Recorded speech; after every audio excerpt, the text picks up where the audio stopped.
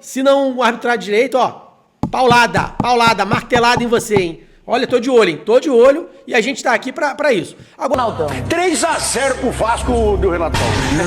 Fala, grande família vascaína. Hoje vamos falar da equiparação entre Vasco e São Paulo em São Januário, também da arbitragem desse jogo e vamos colocar os palpites do jogo em aberto, né, que teve lá. E olha que tá equiparado, hein? A disputa não tá muito pro São Paulo, não. A gente vai ver. Mas antes disso, se você não é inscrito no canal, se inscreva e dê aquele like, galera. Vamos lá, vamos ver aqui a comparação de Vasco e São Paulo em São Januário. O Vasco tem 46 vitórias, um total de 35%. Já o São Paulo tem 48 vitórias, um total de 37%. Para empate, são 35 empates, total de 28%.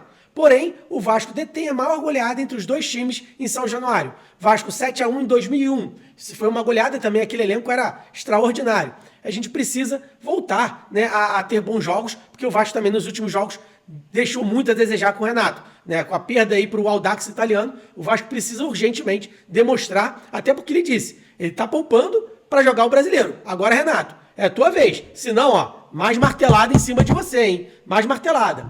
Agora, se a gente for olhar também no quesito de árbitro, o Sávio Pereira Sampaio vai ser o árbitro do jogo. Seus auxiliares, Bruno Basquilha, do Paraná, né?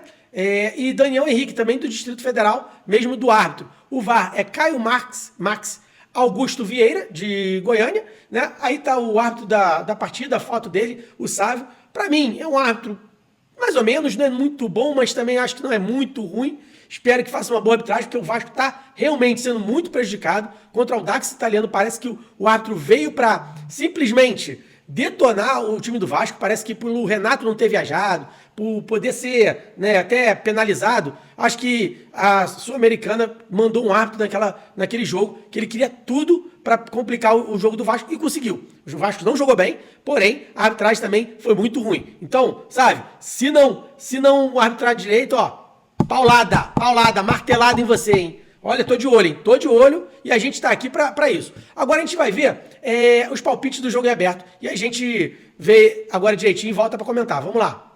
São Paulo, Edu Dracena. Empate, 1-1. Chico. 1-0 São Paulo. Capelanes. Vai dar Vasco. 2-1. Ronaldão. 3-0 pro Vasco do Renatão. Este jogo será 2-2. Ronaldão. João Pedro Sgarbi.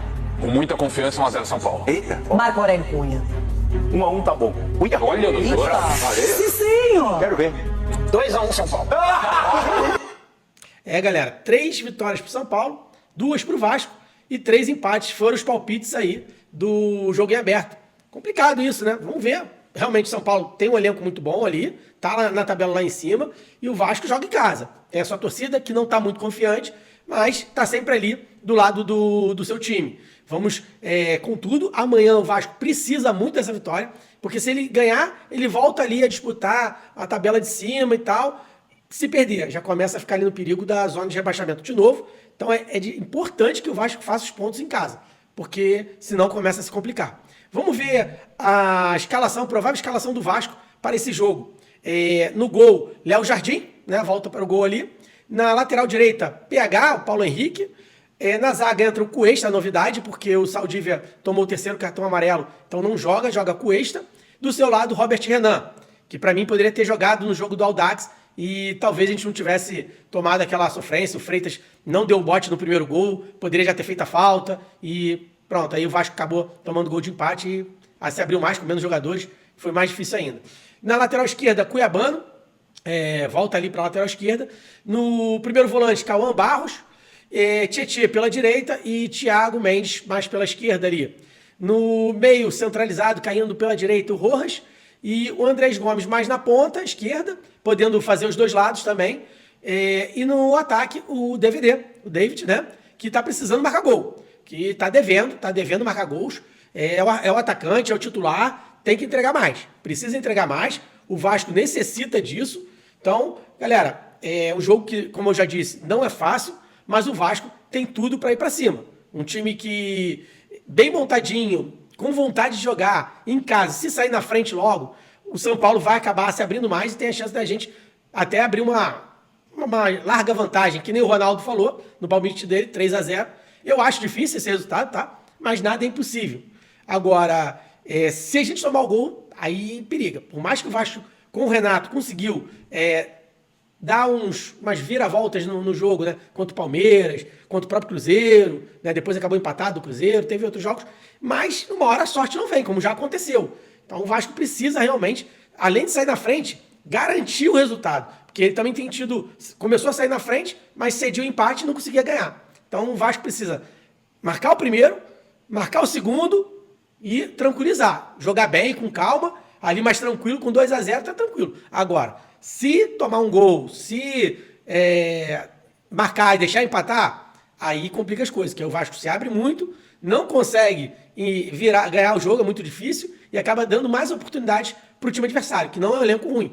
Né? Tem Cauli, tem o atacante também, que é o Luciano, tem o Caleri, é um time ofensivamente muito bom, e se der espaço, o Vasco sofre. O Cuesta é uma preocupação grande, porque ele não fez boas partidas no último jogo, então acabou falhando, e a gente não sabe como é que ele vai vir para esse jogo. Né? A cabeça do jogador, depois do último jogo contra o Audax italiano. Então ele precisa ter tranquilidade, jogar, recuperar aquele jogo que ele fazia ano passado, que ele acabou fazendo, no início do ano, mas se jogar do jeito que joga contra o Audax, a gente corre muito perigo de não vencer o jogo. Né? Porque o Vasco simplesmente passou vergonha em São Januário, essa é a verdade, passou vergonha. Perder para o Audax italiano é algo que, além de incomum deveria ser, na verdade, inexistente. Porque é um time muito fraco e que veio disposto, com raça, com vontade, sim, mas futebol não tinha nenhuma. Você vê que o Vasco, com menos 2 jogadores, poderia vencer o jogo. Ou até empatar aquele jogo. Estava com o elenco indo para frente, dominando, mas eles no contra-ataque mataram a partida. Essa é a verdade. E tinham mais jogadores. Acabou que o Vasco sofreu do seu próprio erros, né? Erros e erros de arbitragem também, mas de muita falta ali de qualidade, de finalização. O Vasco não fez um bom jogo contra o Audax. Amanhã esperamos realmente que o Vasco venha fazer um bom jogo contra o São Paulo. Grande família, é isso por hoje. A gente volta até amanhã o jogo. Vamos assistir com muita atenção e esperar que o Vasco realmente traga os 3 pontos, né? Fique com os 3 pontos em casa, porque ele joga em casa e ele precisa fazer o seu dever de casa, que é começar a ganhar mais em São Januário, como ele fazia antigamente. Um grande abraço e fiquem com Deus.